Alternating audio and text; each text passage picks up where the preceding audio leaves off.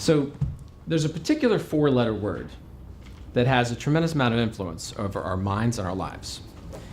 And your reaction to this word can affect your personal relationships, your business, and even your health. And that word is help. Now, back in my high school days, during the summertime, there were many days when I was the only one home. My parents were divorced long before I can remember, and I was an only child, so that meant it was just me and my mom most of the time. Well, during the summer, she still had to work, so there were days where I was just me, but she would always leave me with a list of chores to do. And they weren't a particularly onerous list of chores. I mean, it was like, do the dishes and, vacuum the living room floor. But I remember I always avoided doing these tasks. I mean, I would spend all day and not touch them at all. And then 30 minutes before she was about to get home, I would suddenly get into a flurry and try to get them all done at once. And frequently I was still doing the dishes when she walked in the door. Now, I'm sure it's not a particularly strange or interesting fact that as a kid I avoided this particular type of activity. No, the interesting part came on the days when she would forget to give me those chores. Because on those days, I would get the idea that I would do them anyway and surprise her. And for that, I was really excited. Like, I genuinely wanted to do them. I was happy to do them. But why didn't I feel that way on the days when she gave me the tasks to do? Well, as I got older, I reflected on this, and it occurred to me that when somebody gives you an order and you don't really have a choice in the matter, it feels kind of like you've incurred a debt. And so when you go to execute it, you don't really feel like you helped anyone. You more feel like you've just discharged an obligation or a burden. But when you get the opportunity to truly help someone when they weren't expecting it, or more than they were expecting, it feels more like you've kind of padded your karmic bank balance. You feel good about it, and it feels like some of the pressure of life has been lifted off of you.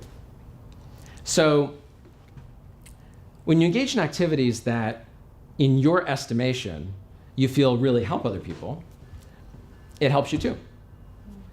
But not only does it make you feel good, it has other useful ramifications. So when I went to start a web design business years later, I was searching for ways to promote it. And I was introduced at that time to business networking. Now, before that, I just considered the word networking to be a euphemism for prospecting. And I would think that most people actually think that way, honestly.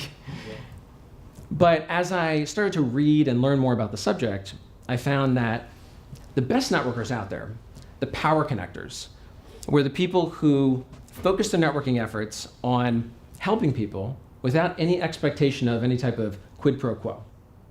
They help people and they expect that it'll come back to them somehow. And that I really identified with. So I started to apply that and I grew my business that way.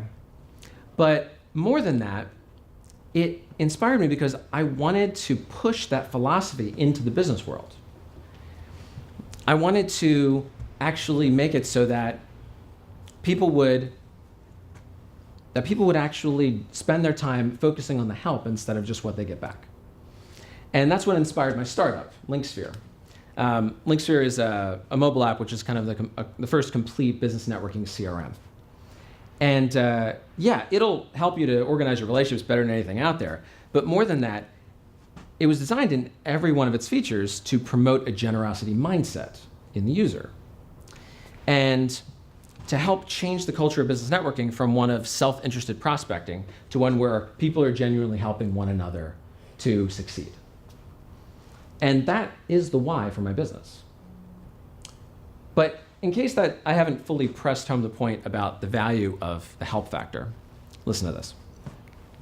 There was a study of 1,000 adults in the United States, aged from 34 to 93. And at the beginning of the study, they asked them how many stressful life events they had in the past year.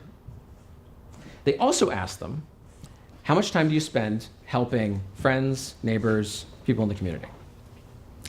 And then they used public records over the next 5 years to find out who died.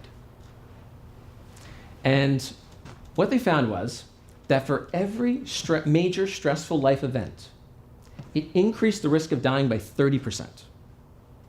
But the people who spent time helping others had absolutely no increase in the risk of dying. 0. Helping created resilience. I think it's summed up really well in an African proverb. If you want to go fast, go alone. If you want to go far, go together. Thank you.